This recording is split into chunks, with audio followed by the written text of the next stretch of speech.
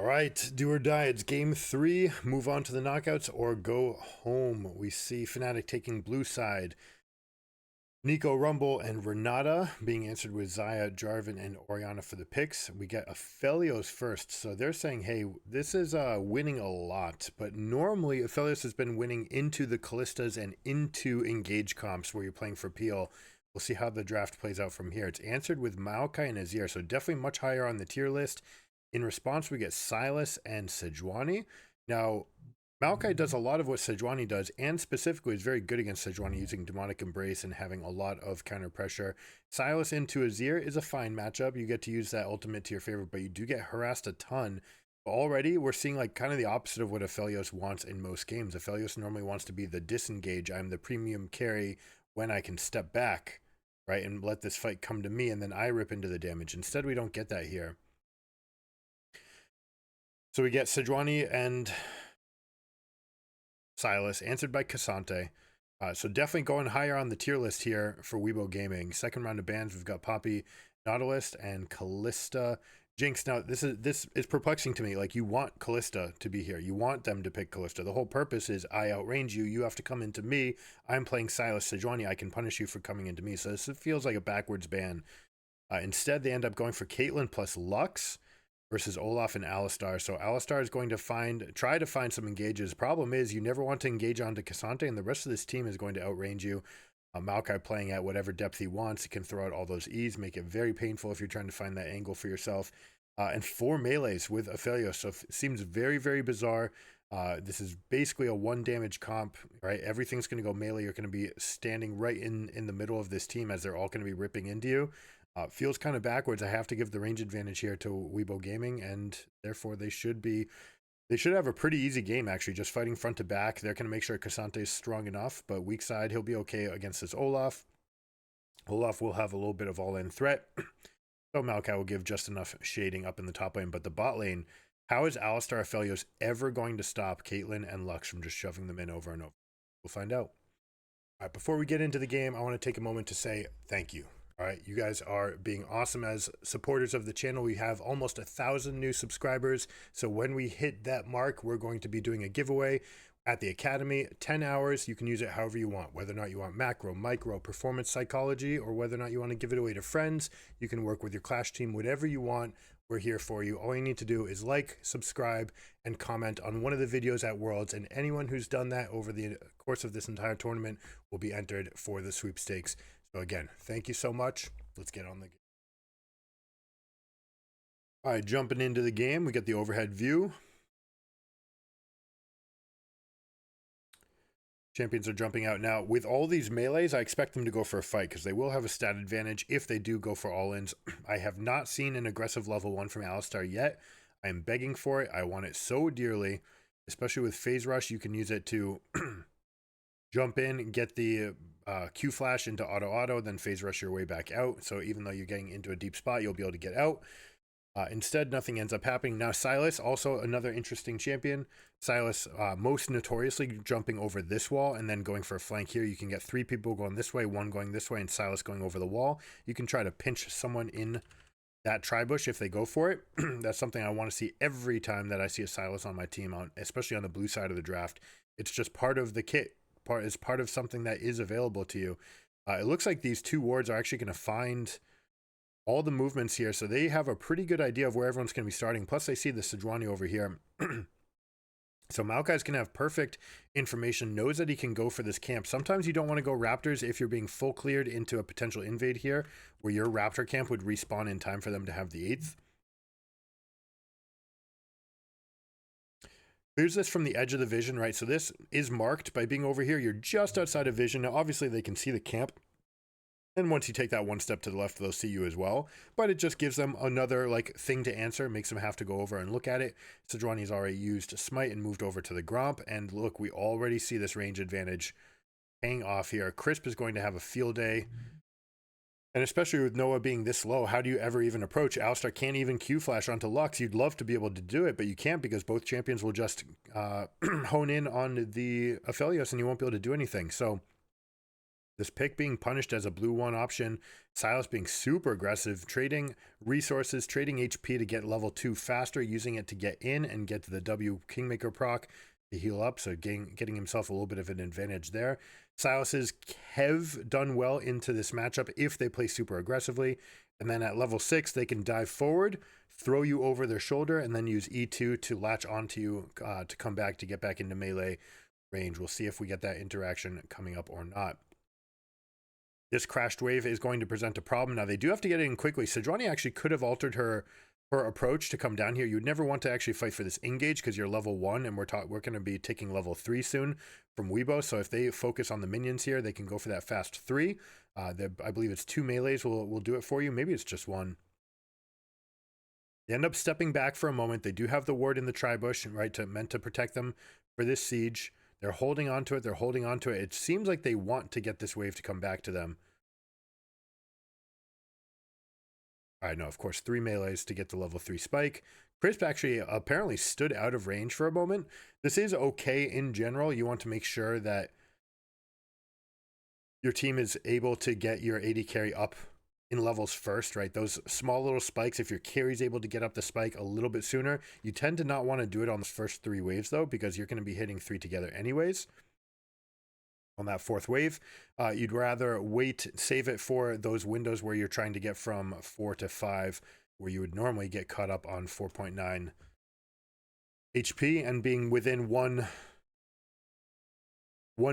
minion from getting the rest, 1 melee, but by sharing the last caster, you end up actually keeping yourselves both at 4.99. That's the most common time that we see the supports step out. They step away, and that way they allow this carry to get 5. You're 4 for literally just 1 minion. The next minion you kill gets you to level 5.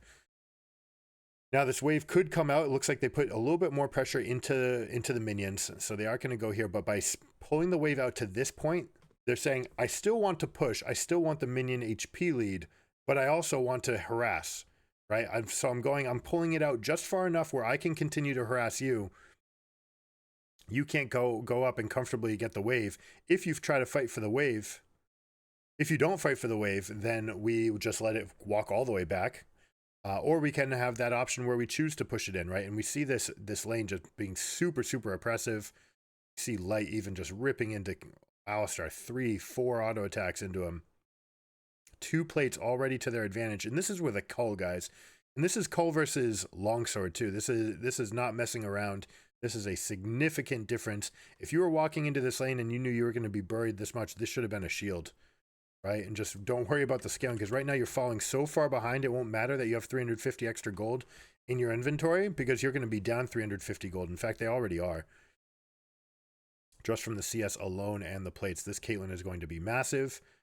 She's going to outscale this Aphelios. Now, Aphelios does spike harder on one item than Caitlyn does. Kate is one of the biggest benefactors of the Infinity Edge changes. Hold on. Camera's coming up here because they're the fight, but Maokai's also shadowing that lane. We see Oscarini trying to take that. You want to be low health, right? You want to take those fights at low health as Olaf. See how we shadowed here. Maokai jumping into range, might just cycle back. Now he's going on to his camps. He's pinging it for his teammates so that they know. Now this is what you have to be careful of. This situation a little bit harder. Now they do have the range. Lux plus Kate, very easy for them to access the backline. You know, 1 E from the Lux plus a Q from Caitlyn is enough to shoot the wave down, especially starting level 5. They'll be able to do that with no problem whatsoever. Right now, they just handle a little bit slower. You say they're not in a huge rush. They're just taking it down, but they want to wait a little bit, wait for the potential for the reinforcing next wave. Noah's fighting it back as best as he can. He's going to have to take his recall here, 37 CS. This might be the last chance he gets to do it. With Berserker Greaves and Kirch's Shard. Wow.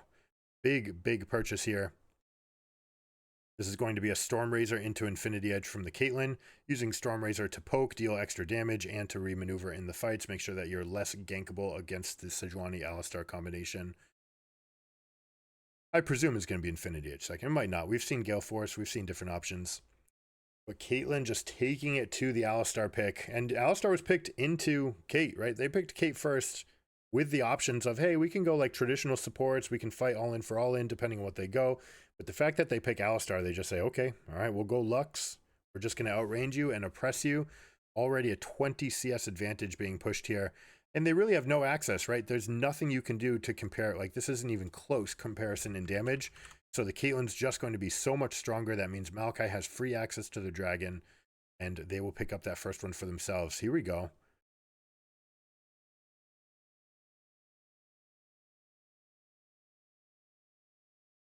Xiaohu turns the fight, flipping them back in. Worst case scenario for Fnatic there.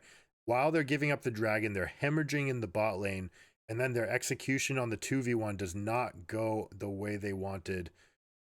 Big combos and damage. Look at that. Boom. Auto into trap, into auto, E, auto. Boom. Continuing forward, getting as many headshots as possible. And it's that source of all those headshots that makes Infinity Edge worth it on Caitlyn compared to other champions. You know, Jhin can do it as well with the guaranteed fourth shot crits. And Caitlyn can do it with the guaranteed critical strikes from all of those headshots as well. So every time that you get one of those procs off, it's counting, right? That's another crit. So you get that critical damage amplifier. Good answer here. They try to go for one play. They're desperately digging for that one play. Chris peels away the Alistar. Humanoid is trying to get in range, but he just can't do it. Neat little play to come straight down here. Trimby tanking up. They're going to get the push off as well.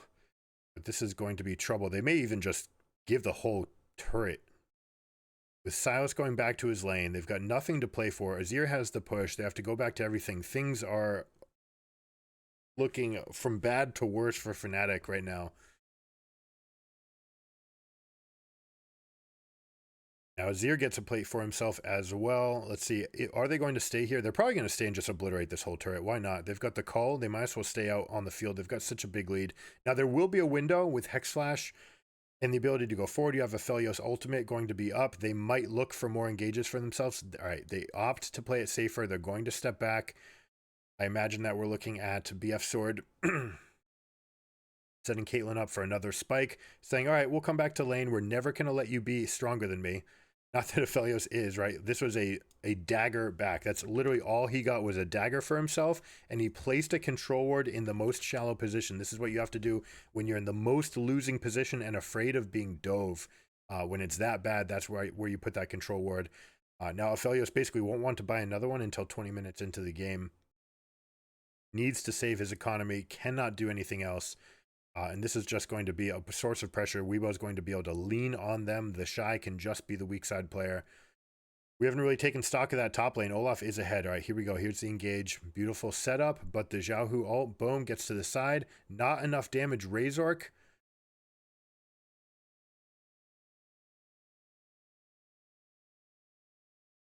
All right, so you're grabbing the aggro. You've got the scoop.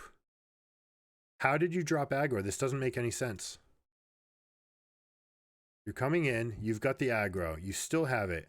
Maybe he dropped it right at this moment.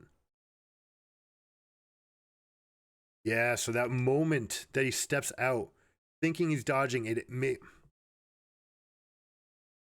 your name is Sejuani. It's your job to tank up this damage. You need to make sure that you're holding this aggro. Instead, he goes to the side, goes slightly out of turret range, which means Humanoid's the one taking the tower now and not Sejuani.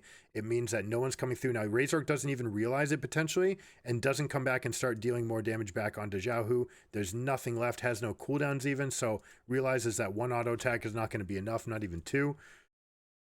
And Xiaohu gets out of that situation. What a huge, huge win for them. Oh, he flashes his way out of range. He had the W hit. He was predicting a flash and instead gets nothing. Lux buffers the ultimate into the spell. I was actually his own Maokai, so that doesn't even matter. Humanoid trying to continue forward. Lux does get the one back. Has 2 kills for herself, but you see, even with the kills, guys, even with the kills, let me highlight this. Everfrost and Lucid Boots, okay? This is how you play Lux support. Give yourself extra resources, give yourself extra AP, not magic pen, so that your shield gives value, okay? The E shield is tremendous value in these fights. You're not the one that needs to deal damage. It's not about you being able to single people out. You're trying to set people up. And so we're always going to see Everfrost. If you don't do Everfrost and you play Lux, then you are letting the enemy team engage on you over and over because you have one spell that's super easy to dodge and you don't get any effect, right? And you still get that power right there. Oh man, he's crumbling. Look at the shaking, guys. That is someone riding the roller coaster of emotion. All right, you need to make sure that you can get back to your baseline. See the chain CC. The W is here. He flashes to miss.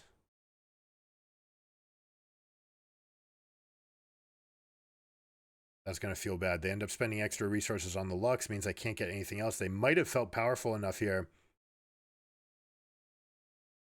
So you got to assume that nerves are real. I'll put a link in the description below. Controlling your emotions under stress. It's the most important video that we've put out. It's for anybody. It's about performance of all sorts. But you just don't want to be riding this sort of roller coaster where you get super high, super high. No, you want to engage. Here's your normal blasé baseline. Here's your baseline for competing. Then in moments where you care, you're going to ramp it up. And the longer the fight is, the more it's going to be here. But it's super exhausting. You can't stay up here, right? So if you try to stay, then the more precipitous, you're going to have a fall down.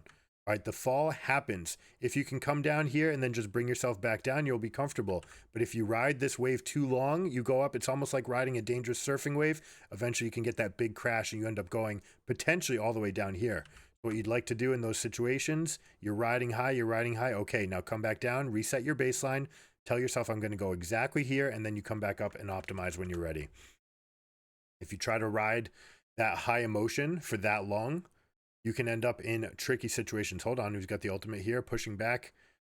Wei able to disjoint with the W, so they are getting some plays for themselves. They also have the Herald pushing up, but is it going to be enough? When you see those plays, right, when you're riding that high for that long, you end up making judgment mistakes. You make physical mistakes. Your fingers start shaking. You're definitely going to be slower if you're getting caught in the middle of those animations, right? Your actual like physical body is giving away some of its own momentum or some of its own APMs, right? You're losing APMs to shaking and your judgment's going to be impaired. You're going to make the play that is most likely to end the game quickly because your body wants to get you out of that fight or flight simulation. You don't want to be that hyped up for the fights. Beginning of that play starts well. They start overcommitting. They end up getting pushed under turret. They basically give the kills to Zhao, who is able to scoop them under turret. And despite him being the focus of all of Fnatic's ire in this game, he is 3-0-2. He's been able to peel this for himself. We've seen this build before. Lost chapter to survive laning phase with your mana, but then going straight into the Nashor's Tooth. Nashor's Tooth carrying a lot of value in the early game because you just don't have that much time. You don't have that much time. Sorry, you don't have short cooldowns on your Q, right? So before you have short cooldowns on your Q, one of the counterplay is soldiers are here, I throw them over here, enemy team just jumps to another spot and they impress their will upon me. If I have Nashor's Tooth, at least I have a little bit of damage coming back to them. It also means I can last hit much easier in the waves without throwing all my mana or my resources into the Q, making the soldiers move. We've seen it before. Happy to see it again.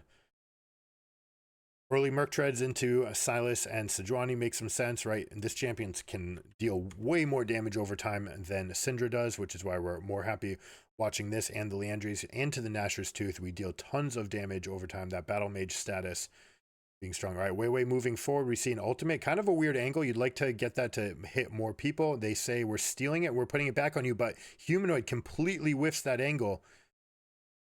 We have two different fights. The Shy peeling versus 3.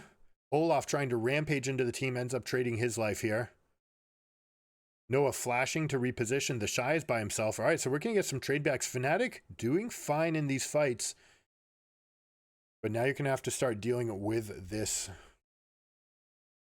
Caitlyn that is super fed. It looks like we're actually going to see Gale Force come out saying, I just need to dodge against all these melees moving for me. Infinity Edge would be nice. The damage is nice, but I need to make sure that Olaf is not able to get on top of me. This extra damage. Boom. Hits the E. Hits the auto. Knows that that's going to be lethal. Nothing that Aphelios can do against that. The solo bolo from the AD carries. That's a super feels bad moment. So look at this ultimate right here. That first angle, right? You'd rather see that cut diagonally in one of these two directions. You don't want to go straight on because it makes the approach a little bit too easy. Then the response here by Humanoid steals this ultimate, but then casting it this way basically only hits the one. Now, actually does get the root over here as well. You want that to be diagonal coming forward. We don't actually catch the rest of it because there's way more action going in place. Caitlyn just rotates over, gets a kill onto Humanoid again. I think these are symptomatic of players who want it too badly. They want it too much. And when you want it too much, you have to be the one that does it. You tend to overplay. We see individual mistakes. Humanoid biting for his third death of the game already. Light's going to be sent side to side. They're very happy to go for a push here. In the top lane, he's going to be very hard to contest. He's got that super long range. We also have Lux already protecting this area, drawing the line of scrimmage in the jungle. Saying that good luck passing through here. You never want to pass into this Lux because you're just going to lose half your health right off the bat. Everfrost is completed. Lux is full build, guys. Now, we've never seen this happen in Pro. Here we go. We get this replay. Battle lines. All right, the Shy separated from his team means that he's not able to peel in time. Now, 3 people moving over means we're going to have a trade here. Xiaohu does get all this damage out in front as well. Ends up getting that exact same frame death. While flashing over, recognizing that he had that window to go over. Well played there. Noah's just stuck in a tough spot, right? He's just going to be down this 40 to 50 CS for the rest of the game because he's so weak. Look at that amount of damage. Hold on, we're going rapid fire cannon? Okay. I don't know how much I like this. When you go rapid fire cannon second, especially when you've stacked this much attack speed is not what scales Caitlyn. Like, those extra headshots come from landing spells, your traps, and your E. You don't necessarily need it to come from attacking quickly. Now, you do have a big lead. You do want that first hit to come. And I suppose he's saying that versus 4 melees, and I specifically looking at Olaf, I need to be able to hit him and start moving quickly. That's what they're saying. But you do give up a lot in trade back damage when you don't have this. So we're going to see AD items for sure coming out the rest of the build. This is a position where Kate can get scaled on or can get engaged on because you just don't deal that much damage in these fights. No collector, no IE, no significant source of AD here. See whether or not that ends up biting her in the foot. 3.5k gold lead though, 2 dragons in hand. They've got significant vision lead right here in this quadrant. Playing towards the south, they've got 20 seconds on the dragon. They'll definitely have the inside track. Maokai plus Lux plus Caitlyn. Like we said, this long range composition is going to have a very easy time shielding off the 4 melees from coming in. You see the ward lines. We've got the mid lane about to be pushed. We have the control wards. We have a whole triangle of control wards. They're going to set up the saplings as well here, making sure that they have full vision. They push up the wave, then they move in. Slowly step up. You use Azir soldiers. You use Lux E. You gain vision with those spells. Anytime you have a spell that gives you vision, you put it into the bush. Now, these melees, they have a chance, right? You can make this fight happen for yourself, but you have to commit so hard, and you have to get into the perfect position for the flank, because if you don't, these ranged champions will just rip you apart, just peeling side to side. Now, here's what we're talking about. This damage from Caitlyn is pretty low. And you see that even though we're getting chip damage off onto these two, none of it's hurting, right? Yes, you're getting that first hit off, but now they're just stepping to the side. You're very much playing for the patience of the Maokai. Here we go. We see the engage, unstoppable. Here we go. The Shy holding down the fort, holding in the middle. You see everyone moving forward. Ultimate being used by Xiaohu for damage. It does not actually space them. Light gets himself over the wall. Now he's going to be able to take over this fight from the far side. Xiaohu and Light have now repositioned themselves. They come back in. The melees are going to be screwed here in this position. Team starts moving away. That's the end of the fight. Once those carries make it back into that advantageous position for themselves, yeah. I don't know that you ever wanted to give your life there. But once the carries make their way back into the fight here, that's the end of it. You can't continue. The melees, you see, they just get kited around. If you can't 100-0 these carries, then they're going to go and deal all that damage as the fight continues. 8 kill gold lead. Baron is going to be in pocket. They've got 6k now. It's going to be 8k or almost 8k once we finish this. Sejuani jumping over, seeing the window. It's the Merc Treads that gets Azir out. The Shy standing right in the middle of the formation. Lets them actually come over here. They aggress this way, but it's split calls, right? You see 2 champions going this way, 3 going this way. So that's something they will want to take back. The Shy still trying to go nuts. I'm surprised he hasn't actually ended his all out right here. Feeling that the team is strong. Definitely could have just positioned for strength there. But keeping all out means that they have that extended kill pressure. They're going to feel very good about this situation. Yeah, they're saying that's checkmate. That's GG, guys.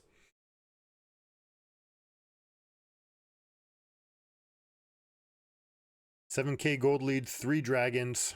Caitlyn's going to be huge now, especially once she finally gets to turn this into a completed item.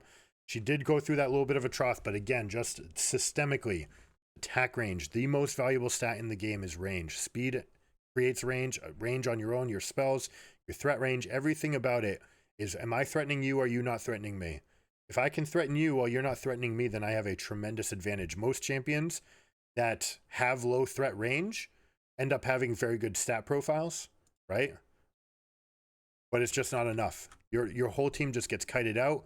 You have multiple peeling tools. You've got the Caitlyn trap, Lux throwing her E, leaving it out on the battlefield for the slow, putting a Q out. You see the Maokai saplings plus all of his peel. The Shy with all of his peel on Cassante. Very easy to play composition here. Now you see the 4-1 split. I like the answer from Silas. He's got the teleport. He's going to dare them to go further. Once they actually commit to this, this is when you want to get it. But unfortunately, they didn't give him a good control ward or a good ward to teleport to. This is the only one he can get to, and they can just exit stage north. Silas is trying desperately to get something back. He wants this inhibitor dead. If he can get the inhibitor, then they have a chance of claiming some sort of advantage here. But he ends up coming back. He's teleporting. This is game over. That was your one shot, was to get that inhibitor down and try to outplay the push. Right, you just sit here just for a little bit longer. If the minions are able to do it, you'll still be able to claim that maybe you can get something, but these cannons are going to start ripping into the base. The Shy needs to get a better position for his team. Right now, it's just Maokai trying to shield. Alistar uses the Maokai to jump forward, gets his Q off. Humanoid trying to get them in, uses the all-out, grabs all-out, and tries to shuffle them forward. Jahu using his ultimate and Zhonya's, did not need to use both. Crisp stepping up, range advantage, guys. Range, range, range all day long. Look at this red buff Caitlyn. That's not going to be enough. But this is Weibo Gaming making it through to the knockout round.